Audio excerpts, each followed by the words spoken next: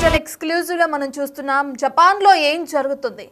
New బాబా వంగ చెప్పిన comments ఇప్పుడు నిజం కాబోతున్నాయా? అయితే ఈ రోజే యుగాంతం ఉంటుందని చెప్పి కూడా కొన్ని కామెంట్లు చేశారు, కొన్ని వ్యాఖ్యలు చేశారు. ముందుగానే జోస్యం చెప్పారు ఆవిడ. ఇక ఆ ప్రకారం చూసుకుంటే ఈ రోజు జపాన్లో ఈ ప్రకృతి వైపరీత్యాలు దానికే సంకేతమా అని చెప్పి కూడా అనుమానం వ్యక్తం చేస్తున్నారు జపాన్లోని చాలా మంది ప్రజలు. ఎందుకంటే 2025లో ఈ రోజు జపాన్లో ప్రకృతి వైపరీత్యాలు సంభవిస్తాయి అని చెప్పి ముందుగానే జోస్యం చెప్పడం, దానికి తగ్గట్టే కొన్ని రోజుల నుంచి జపాన్లో విపరీతంగా అటు భూకంపాలు కావచ్చు, లేదంటే అక్కడున్న అగ్ని పర్వతాలు బద్దలు కావటం, ఇవన్నీ చూస్తుంటే తన వ్యాఖ్యలు నిజమవుతాయని కొంతమంది అభిప్రాయం వ్యక్తం చేస్తున్నారు. మరికొంతమంది ఇదంతా ప్రకృతి వైపరీత్యాలు, ఇటువంటివి జరగడం సహజమే, ఇవన్నిటిని తీసుకెళ్ళి అటు ఒక వ్యక్తి చెప్పిన సూచనల ప్రకారమే జరుగుతుంది అనుకోవటం తప్పు అని చెప్పి కూడా మరో పక్కన సోషల్ మీడియాలో చర్చ అయితే కొనసాగుతుంది. ప్రస్తుతం మనం చూస్తున్న విజువల్స్ జపాన్లోని షిన్మోడాకి అగ్ని పర్వతం బద్దలు కావడానికి సంబంధించినవి. ఇప్పుడు ఈ అగ్ని పర్వతం ఒక్కసారిగా ఈ విధంగా విస్ఫోటనం చెందడంతో అటు కలకలం రేపుతుందని చెప్పుకోవచ్చు.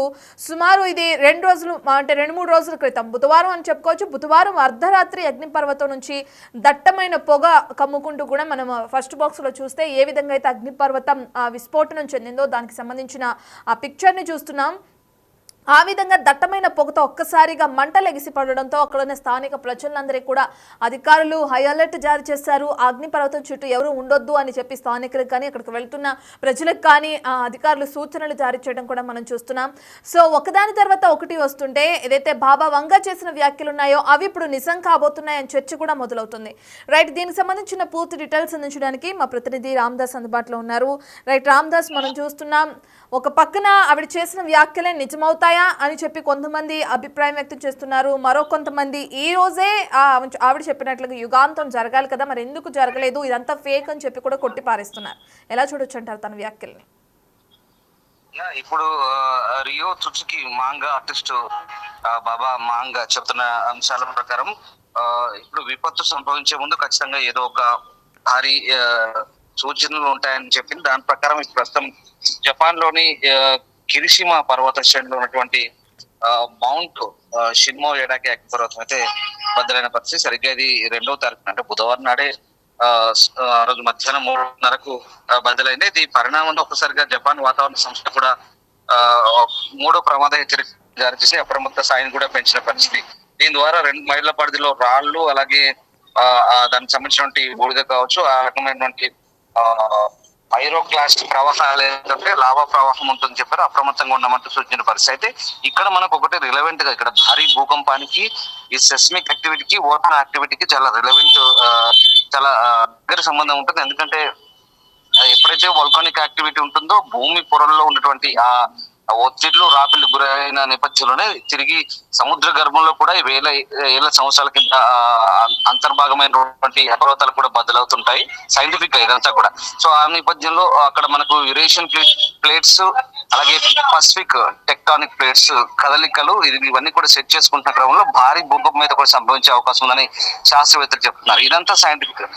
అండ్ అదర్ సైడ్ ఇక్కడ బాబా వాంగ చెప్తున్న దాని ప్రకారం ఈ జూలైలో ఖచ్చితంగా ఒక భారీ విపత్తు అయితే సంభవించబోతుందంటూ ఆమె చెప్పినటువంటి ద ఫ్యూచర్ ఐస్ అంటే నేను దర్శించిన భవిష్యత్ పేరుతో స్వయంగా ఆమె రాసిన పుస్తకం అయితే ఇప్పుడు పెను సంచలనంగా మారుతుంది. ఈ నేపథ్యంలో జూలై 5th డిజాస్టర్ పేరుతో ప్రస్తుతం ట్రెండ్ అవుతున్న నేపథ్యంలో ఈ వరుస ఘటనలన్నీ కూడా దానికి బలం చేకూర్చే విధంగా ఉన్న పరిస్థితి కనబడుతుంది. ప్రధానంగా ఇప్పుడు జపాన్ వ్యాప్తంగా కూడా ఇదే ఆందోళన కనిపిస్తుంది. ముఖ్యంగా ఆ విపత్తుకు ముందు జరిగే పరిణామాల ఆ పర్యవసానాలంటూ కూడా చాలా మంది దీనికి సంబంధించి చర్చించుకుంటున్న పరిస్థితి. ఇప్పటికే జపాన్ వ్యాప్తంగా టోకరా దీవుల్లో దాదాపుగా 10-12 దీవులు టోకరా దీవుల్లో ఇవాళ కూడా కుషు ప్రాంతంలో అక్కడ 5.5 మాగ్నిట్యూడ్ తో ఎర్త్ క్వేక్ వచ్చింది. దాన్ని కూడా శాస్త్రవేత్తలు ఎప్పటికప్పుడు అధ్యయనం చేస్తున్న పరిస్థితి. కానీ ఆశ్చర్యకరంగా ఇప్పటి వరకు శాస్త్రవేత్తలు అయితే సునామీ హెచ్చరికలు అయితే జారీ చేయని పరిస్థితి.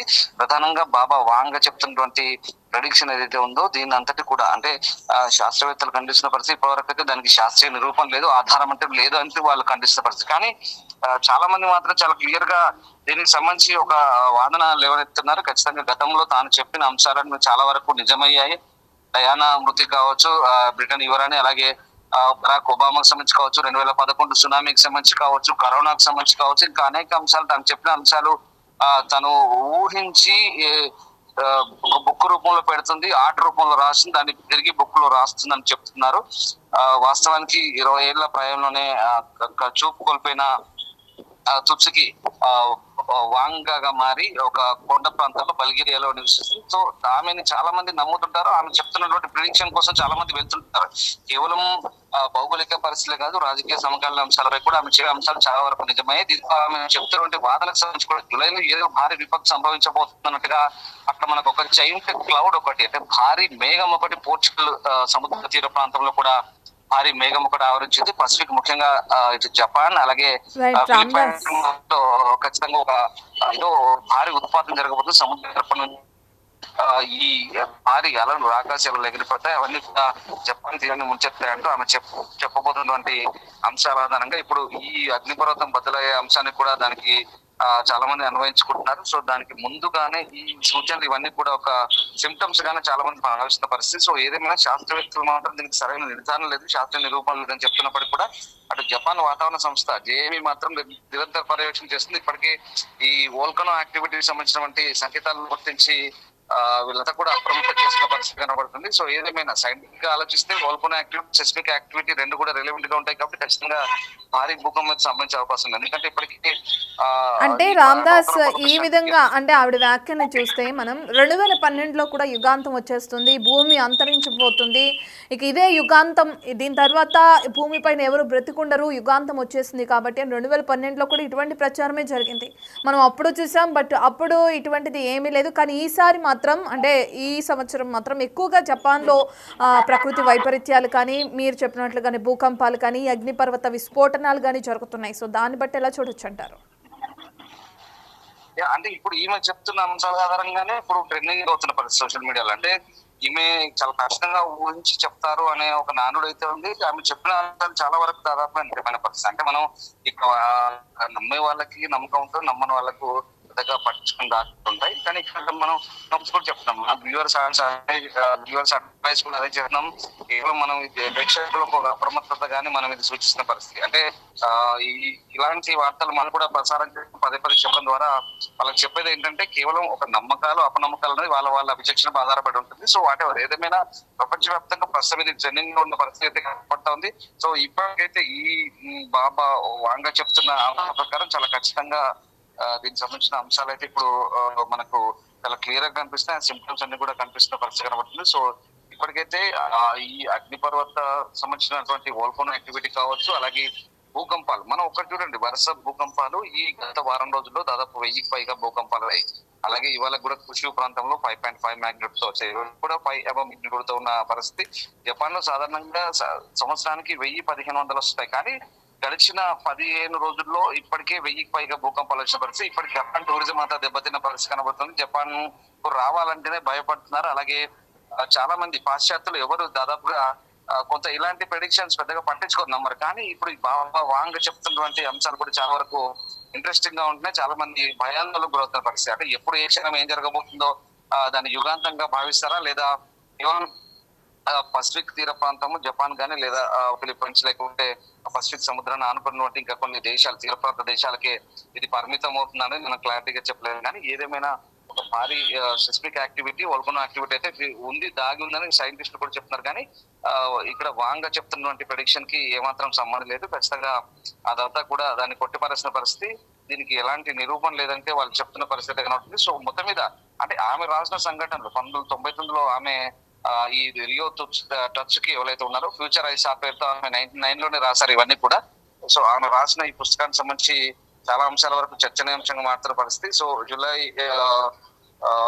2025లో జపాన్ భారీ ప్రకృతి వైపరీత్యం తాకబోతుందంటూ ఆమె చెప్పిన ఘటనకు సంబంధించి అయితే ఇప్పుడైతే ఒక భారీ చర్చ అయితే సాగుతుంది. సో నిన్నటి నుంచి కూడా గత 2-3 రోజుల నుంచి కూడా ప్రపంచవ్యాప్తంగా చర్చ అవుతుంది. అంతర్జాతీయ మీడియాలో కావచ్చు, మన జాతీయ మీడియాలో కావచ్చు, రాష్ట్ర వ్యాప్తంగా దేశవ్యాప్తంగా అన్ని కూడా జరుగుతున్న పరిస్థితి. సో ఏదేమైనా ఈ బల్గేరియన్ కాలజ్ఞాని ఎవరైతే ఉన్నారో వాంగ్ ఆమె చెప్తున్నట్టు దివ్య దృష్టి దానికి సంబంధించిన అంశాలు ఎంతవరకు ముడిపడి ఉన్నాయి, నిజంగా ఆమె ఆ రహస్యాలన్నీ కూడా నిజంగానే ఊహించి చెప్తున్నారా, నిజంగా ఆ శక్తులు ఉన్నాయా, అంత అతీతమైన శక్తులు ఉన్నాయా, లేదా కేవలం ఒక ప్రిడిక్షన్ గానే భావించాల్సి వస్తుందా ఏంటనేది మనం ఇప్పుడు తేలాల్సి. ఏదేమైనా ఫ్యూచర్ కాలమే సమాధానం చెప్పబోతుంది.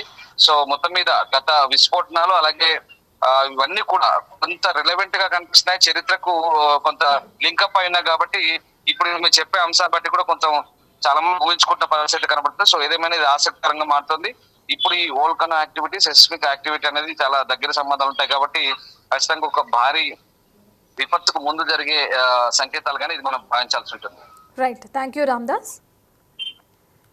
రైట్, ఇక మనం చూస్తున్నాం జపాన్లో ఎప్పటిలాగే కొన్ని వేల భూకంపాలు అనేవి సంభవిస్తూనే ఉంటాయి. అందులో భాగంగా గత కొన్ని రోజుల నుంచి కూడా జపాన్లో భూకంపాలు అనేవి రావటం కానీ లేదంటే అక్కడున్న అగ్నిపర్వతాలు విస్ఫోటనం చెందడం కానీ జరుగుతున్నాయి. అయితే ఇప్పుడు అక్కడున్న ప్రజలు ప్రధానంగా భయభ్రాంతులకి గురవడానికి కారణం బాబా వాంగ చేసిన కొన్ని కామెంట్స్కి సంబంధించి అని చెప్పుకోవచ్చు, లేదంటే ఆవిడ చెప్పిన జోసిం అని చెప్పుకోవచ్చు. ఇక ఆ కారణం చేత ఈ రోజే యుగాంతం ఉంటుంది, ఈ రోజే ప్రపంచం అంతమైపోతుంది అని చెప్పి కూడా జపాన్లో ఉన్న ప్రజలు ఆందోళన వ్యక్తం చేయడం కూడా మనం చూస్తున్నాం.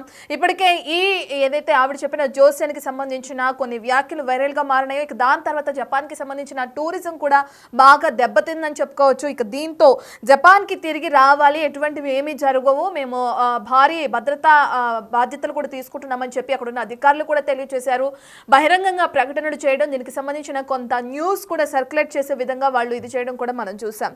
అయితే ఈ రోజు కూడా అక్కడ మళ్ళీ ఏదైతే భూకంపం రావడం కూడా చూస్తున్నాం. 5.5 తీవ్రతతో భూకంపం వచ్చింది. దానికి సంబంధించిన ట్వీట్ మనం స్క్రీన్ పైన చూస్తున్నాం. ఒక పక్కన బాబా వాంగ చేసిన వ్యాఖ్యలు నిజమవుతాయా, ఈ రోజు యుగాంతం వస్తుందా, చెప్పింది నిజం అవ్వబోతుందా అని చెప్పి అందరిలో ఆందోళన నెలకొంది. మరోపక్క సోషల్ మీడియాలో ఇటువంటి ప్రకృతి వైపరీత్యాలు అనేవి కొనసాగుతూనే ఉంటాయి. మనం 2012లో కూడా ఇదే విధంగా చూసాము. సో ఎవరో చెప్పిన జోస్యాన్ని నమ్మి మనం గుడ్డిగా ఇప్పటి నుంచే భయభ్రాంతులు చెందొద్దు, భయానికి గురి కావద్దు అని చెప్పి కూడా సోషల్ మీడియాలో చర్చ జరుగుతుంది. ఇక ఏదేమైనప్పటికీ ఇదంతా ఫేక్ న్యూస్ అని కొట్టిపారేసే వాళ్ళు కొంతమంది ఉన్నారు. ఇక ఇప్పుడు వస్తున్న భూకంపాలు కానీ అక్కడ జరుగుతున్న అగ్నిపర్వత విస్ఫోటనాలకి సంబంధించి కానీ నిజంగానే ఆవిడ చేసిన జోస్యం, ఆవిడ చెప్పిన జోస్యం కూడా నిజమవబోతుందని భయభ్రాంతులకి గురవుతున్న ప్రజలు కూడా జపాన్లో ఉండడం కూడా మనం చూస్తున్నాం. ఏదేమైనా బాబా వాంగ చేసిన వ్యాఖ్యలు ఎంతవరకు నిజమవుతాయి ఏంటి అనేది మనకు తెలియాల్సిందే.